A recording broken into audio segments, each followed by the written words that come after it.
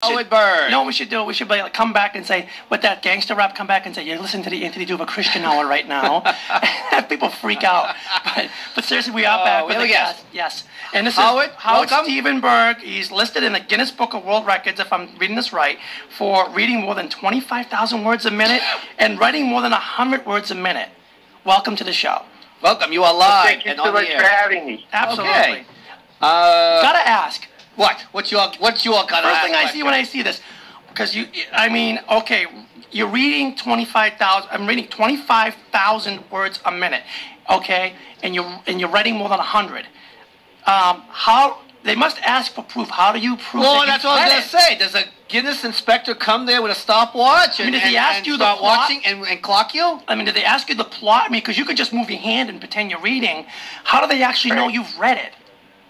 All the records are done by submitting videos of people like TV shows that interview you. Like there's enough.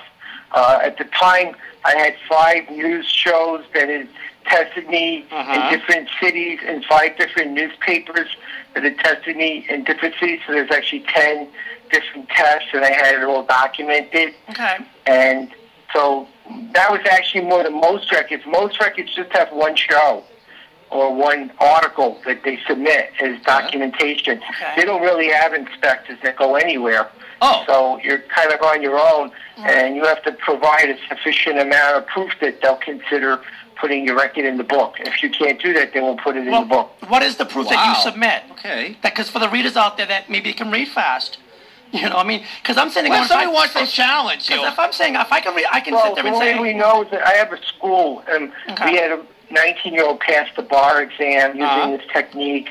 We had another one get his master's degree in math at 19. Another student did his 4-year college in 6 months and went to China, learned Chinese in 3 weeks. Another one became an English professor at 22. So it's not just that I'm doing it, but we've been teaching this to people all around the world, and they're doing some pretty amazing things themselves. So there's a lot more proof. I did a 4-year psychology program in a year. I took 6 science courses a term. Right. I did a graduate course in educational psych in 7 hours and took a 6-hour advanced placement test in 50 minutes and got a B+. So it's not just that I'm reading fast, I'm learning fast enough to get a B+ in a graduate course that takes 5 months in less than 8 hours. Right. So, right, but what I'm saying is, like, I recently saw somebody that broke the record for the longest distance throwing a paper airplane. It was over 200 feet. Yeah, I saw over that. 250 feet. The guy, it was like an airplane hangar. They video recorded him throwing the paper airplane, and they measured it. How do they actually test you to say? Because I mean, if they said to me, do that, I could just put my on Regis and Kathy Lee. Right, because I could put my lines down on paper and say I read it. Right. And then the author came on, and he tested me for 10 minutes. Okay. And he asked me, for example, it wasn't a regular book. It was an encyclopedia of movies. And so there wasn't any way to have read it. It wasn't published. He said, well, what did I say about the movie Francis? It wasn't one of the movies. It's actually, there was a movie, The Pirates of Penzance. And it said that if Roman Polanski, who was the person responsible for that movie, had viewed a different movie, the movie Francis, that was a much older movie, and used the directional strategies that movie used, it would have been a better movie. So it was actually a trick question. Oh, okay. And I got that right. And then they asked me a number of other questions at that level, and I got them all right, and it's on the video. So, you know, you submit those videos. I was on a show in Denver. They gave me it was a 20-page article on the physiology of nightmares. And then the science editor tested me, and I got 100. So you're saying... And I read it in like 30 seconds. So that's how they know, because it's not one show, and it's not one city, and it's not one article, and they could see a consistent performance in different materials, in different places, and they could see that if anything, they were trying to show that I couldn't do it. They weren't trying to show that I could do it. Right, so they were trying to stump you, basically. They were trying, like you said, trick questions, but they're actually showing you unpublished works or creative works that aren't published. Right. And so something that you couldn't bone up on before the test. Right. Okay. Right, I was on in Cleveland. I was on a morning exchange, Okay. And I read an 1,180-page book in 20 minutes, and they tested me for like 10 minutes. That's 3 crazy. years later, I was on the show a second time, and they said, we're going to test you in the book you read 3 years ago without giving you the book. Okay. And we'll see and I got 100 on the second test. So they basically said, I guess you really didn't know, because he said, I read the book, and you remember more than I did. It took me 6 weeks, and it took you 20 minutes. So that's basically the kind of things I've done. And really what gets me excited, to be honest, isn't the Guinness record as much as the kids that are doing so well, the business people that are doing so well. Because for me to do it, and if I was the only one doing it, it'd be the same as someone eating fish or stuffing themselves in a phone booth. And it would be amusing, it would be entertaining, but it wouldn't really make any difference. But when you can teach other people a skill that can change their lives, and it's a skill that people desperately need because everything revolves around information today, that's something to focus on. And that's really what I put most of my attention on. I use the Guinness record because it opens doors, but what excites me is that once the doors open, people realize there's more to this than just a novelty. This is a learning breakthrough, and this could be helping our kids graduate school, and the 15 million people out of work who need to learn new skills to get jobs could actually accomplish that if they knew how to use these skills. And that's really where my passion is. I see. So now, have you always been a fast reader, or what made you develop this? Yeah, was this a challenge? That's a good question. Yeah. Good question. I grew up in Brooklyn. You may tell from my accent I'm not a native Texan. And I grew up in a neighborhood where the movie Goodfellas was filmed, so you can imagine how much fun that was. And I discovered at a very early age the safest place in my neighborhood was the library. For some reason, gang kids treat libraries like vampires treat churches. They don't go there. Have you ever been in a library and said, we better get out, the gang kids are coming? And so if you're getting chased by gangsters, I read a lot because it was a safe haven for me, and I got very good at it because that's what I did. Right. When I went to college, I majored in biology. Then I got fascinated by the brain, and I did a 4-year psych program in my senior year. And I went to the dean. He said, you won't be able to do that. You'll have to take 6 science courses a term, and frankly, you're not smart enough. And I realized then they didn't teach us how to learn or why they tell you why to learn and what will happen if you don't learn, but they don't tell you how to learn. Right. And I started learning about the brain and how it worked and what it did. And I said, this can help people learn. And I got up to 80 pages a minute by using the information that was available in my courses on how our brain works and how it operates. And then I thought, maybe this is something other people could learn.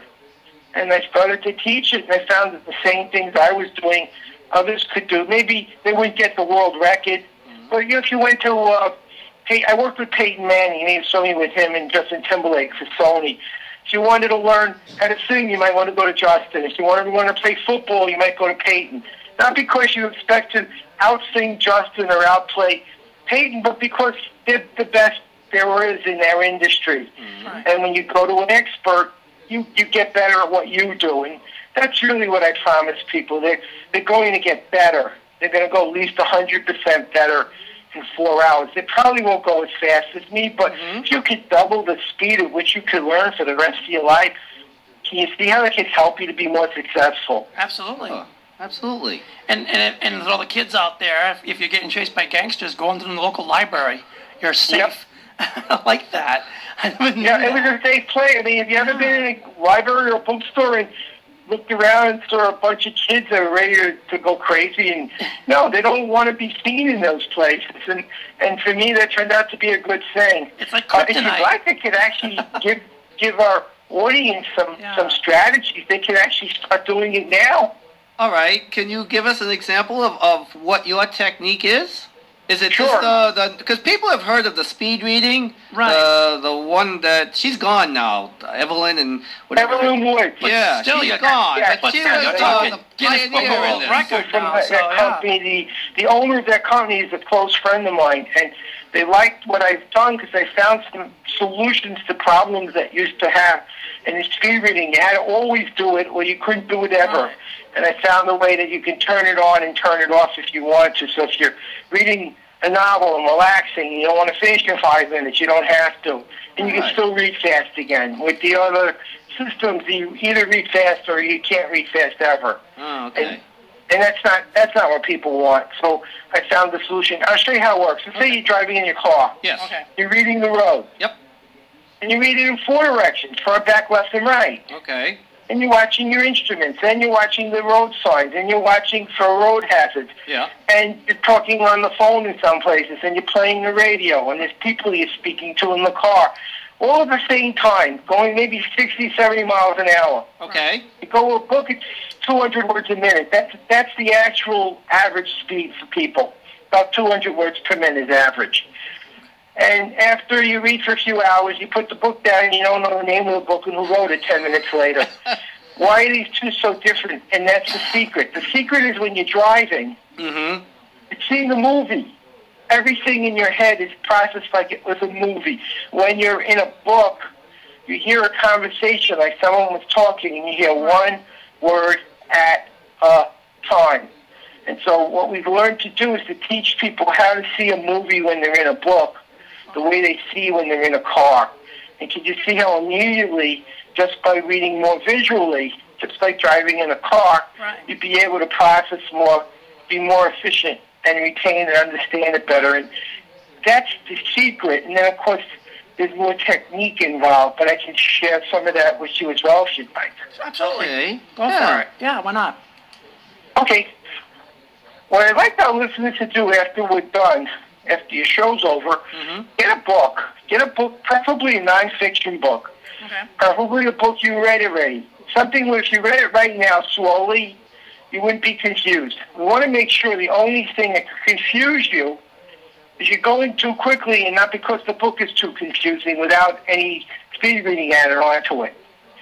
Now that you got a book that you know you can understand, what I'd like you to do is time yourself. Read for 1 minute on the first page, the first chapter, and then take a little pencil and put a little mark on the page where you finish so you can see how fast you read now.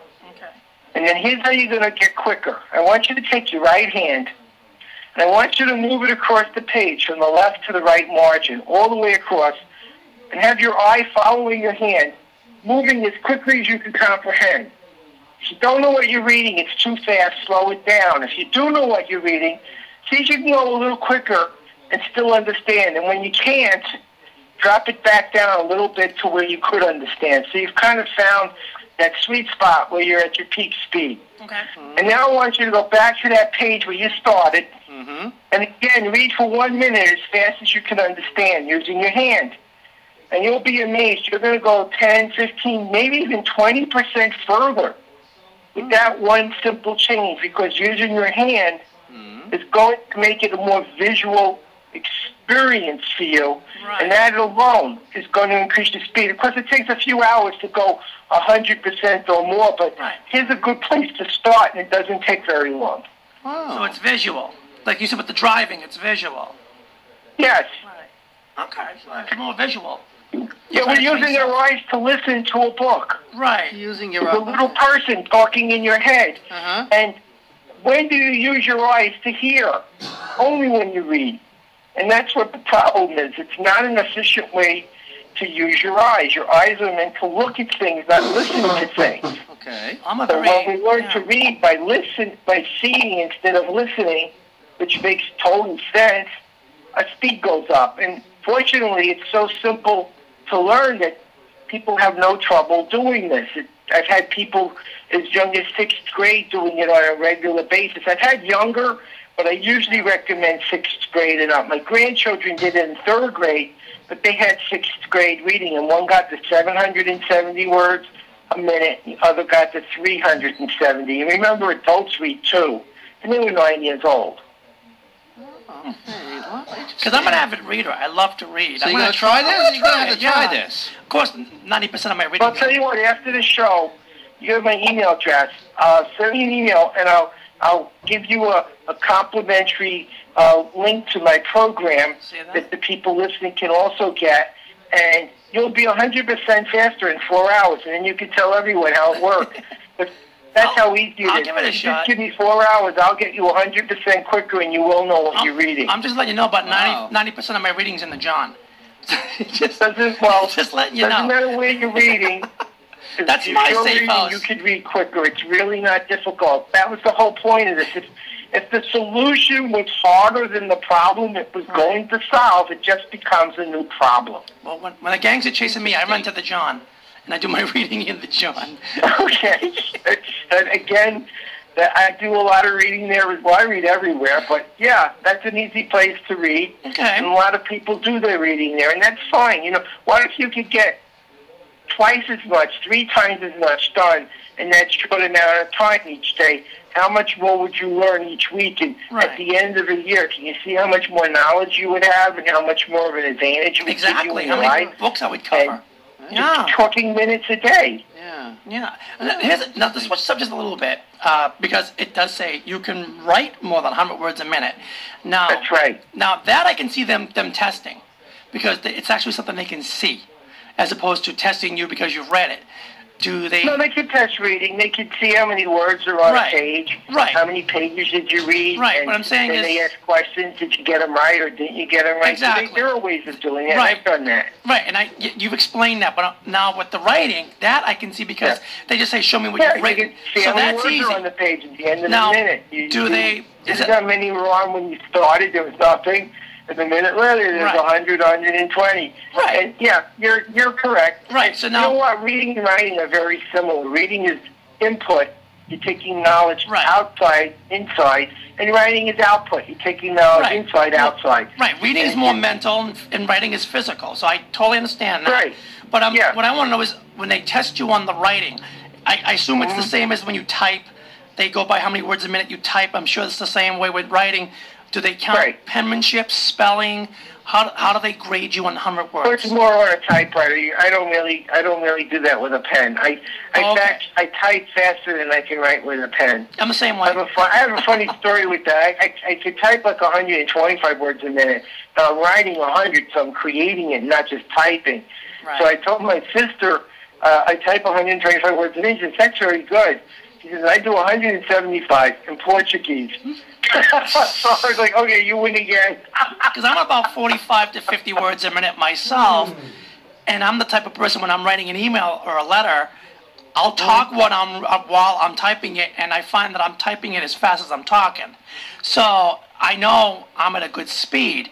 Yes. Right. How did you get You can use a word count program when you're done, and if you click on the word count, you could see how many words you wrote, because it does a word count. Yep, I've seen those. Wow. What was the challenge to do this? I mean, like, how did you come up with, like, I think I'm going to break world records. Yeah, I know. Because I just read a letter. I don't think, well, I'm going to break a record. I think I'm going to write a letter. You've had a plan. For me, the challenge was having to take 6 science courses at a time, and that's a pretty daunting task. 18 credits in science. Okay. If you're taking science in college, you know that those courses are twice as hard as any other. If for no other reason, you spend as much time in the lab doing the lab work and the lab reports as most people spend in a whole semester in one class. It's just an average science course. You spend about 16 hours on the lab report and about 4 hours in the lab. So it's like 20 hours of science lab, plus all the other stuff you have to do. So it's pretty demanding, and they didn't think it was physically possible, and I discovered a way. In fact, if you'd like, I could give you some of the secrets on how to learn really, really fast if you'd like. If you could, we're running out of time, but give us one. Give us something quick, yeah. Okay. I want to tell you the 5 things you need to learn. You ever read a book and you say to yourself, I don't even know what I'm looking for, there's just too much information? Uh-huh. Here are 5 things. Just these 5 things and you'll get an A in anything you do. Okay. Even at work. You want to learn the new words, because 80% of learning a subject is vocabulary. I'm going to go fast because we're running out of time. Okay. You want to learn names. Someone's in your book, they did something. What did they do and what's their name and why are they in the book? Okay. Any number, date, statistic, or formula. What does it do and why do you need to know it? You want to look at the headings and subheadings, and you want to ask yourself, what are the 4 most important things covered in each of these sections, the main ideas? And the last thing you want to know are the answers to all the questions. So if you know every word, every person, all the numbers, dates, and statistics, the 4 main ideas in every section, and the answers to all the questions, if you do just that, you're in a position to go super fast and learn much better than you would at a slow speed. In fact, I have a program that people can get at readclever.com. Okay. And this will give them some strategies they can use to start reading faster, and they'll be able to try it risk-free. And I'm probably unusual in this, but I've been giving out my home phone number to people who get my program, and I tell them if they need help, call me. And I don't get a lot of calls, but I felt I was a teacher for 10 years, and when you tell people you're going to teach them, you should teach them. It shouldn't be about selling the product as much as helping people have a better life. And then you make money because you help them. You make their life better. Where were you when I was in college? Well, a lot of people are now. And going back because they're out of work and didn't expect to. Right. I don't want to. I know we're running out of time, but I want to ask a quick question, if I may. Let's not forget to get his information. Right, we got to get that too. But I want to know the Guinness people. How did that go about? Did you contact them? Did they find out about you? Like, how did that come about? Because that's big. There was a thing in a book, one of the Guinness books I was reading, and it said if you have a record that you'd like us to evaluate and consider, here's where you submit your documentation, and if we consider it to be up to our standards, we will put you in the book.